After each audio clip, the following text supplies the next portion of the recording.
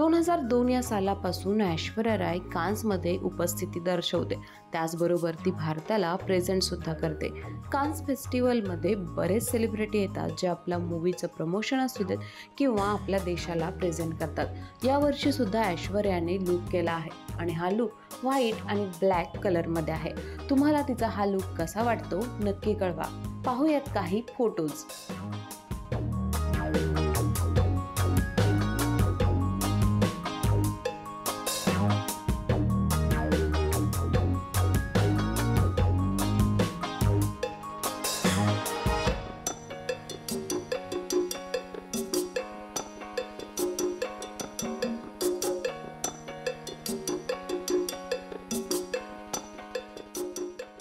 ऐश्वर्याचा हा लुक तुम्हाला कसा वाटला नक्की कॉमेंट करा.